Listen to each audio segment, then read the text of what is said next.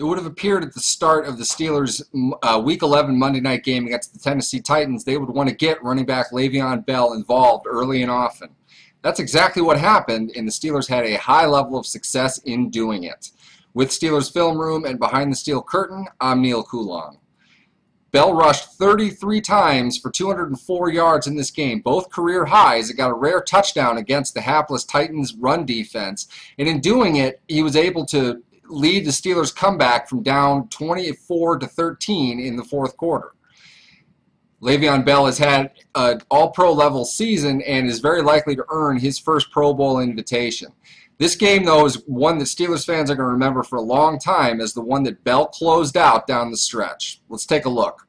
Looking at this first play here in the fourth quarter, it's the first play of the fourth quarter, and it's the second rushing touchdown from Le'Veon Bell this season. At the beginning of the play, you're going to see the Steelers loaded up heavy on the right side. They've got three tight ends over there, basically, two tight ends and an H-back. And they're leaving the backside of the play to Kelvin Beachum and Ramon Foster. And you watch right on the snap, Beacham's going to do a great job of reaching the linebacker who's going to step into the hole. You see he moves off of the lineman and up into the linebacker and just drives him exactly where he wants to go. In that, you're going to see a large lane for Bell.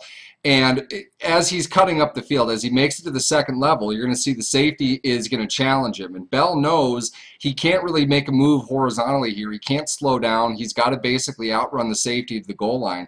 If he even makes the slightest bit of hesitation on this run, he's not going to be able to score. It's a great bit of awareness on his part to realize where he is on the field, and he lets his acceleration shine through in getting a rare rushing touchdown for him. When you get into a rhythm running the ball, good things are going to happen for an offense, and that's exactly where the Steelers were at this point. With 9:52 left in the fourth quarter, they'd been running all over the Titans and largely taking their will to continue playing this game. This play demonstrates that perfectly. You're going to see a double tight end set off to the Steelers' left side this time, and right at the snap, you're going to see David DeCastro and Will Johnson both release, and they're going to cross over each other.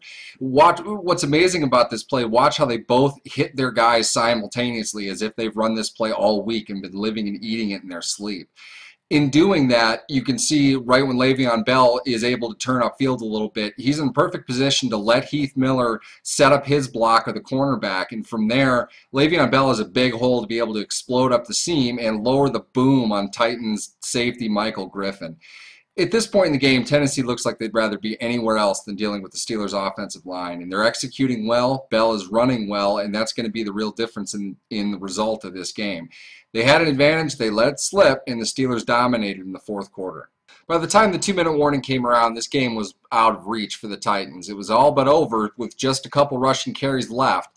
In fact, the only thing that was still in doubt was whether or not Le'Veon Bell was going to rush for 200 yards in the game. He wanted to get it, the Steelers' offensive line wanted to get it, so they went for it. Three tight ends off to the right side this first play after the 2-minute warning. And right at the snap, you see Heath Miller and Marcus Gilbert both do an excellent job of sealing off their blocks. Watch Gilbert as he chips the defensive end just enough to allow Miller to get in position to hold his block down before Gilbert reaches to the next level to get his.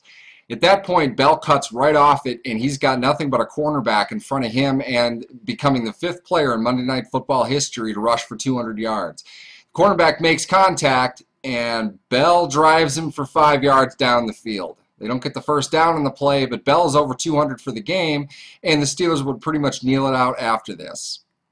Le'Veon Bell rushed for 204 yards in this game. The last Steelers player to rush for 200 yards in a game, Fast Willie Parker, back in 2007. The Steelers ran until Parker's wheels fell off, and it doesn't appear that Bell is going to suffer the same type of fate simply because he's a younger back and he hasn't taken quite the amount of hits that you might think considering the amount of plays that he's run this season. In games like this against Tennessee with 33 carries, he took quite a beating, but he would say after the game and a couple days after the game as well, he feels just fine. The Steelers are going to continue to ride Bell, hopefully into the postseason. With Steelers Film Room and Behind the Steel Curtain, I'm Neal Coolong.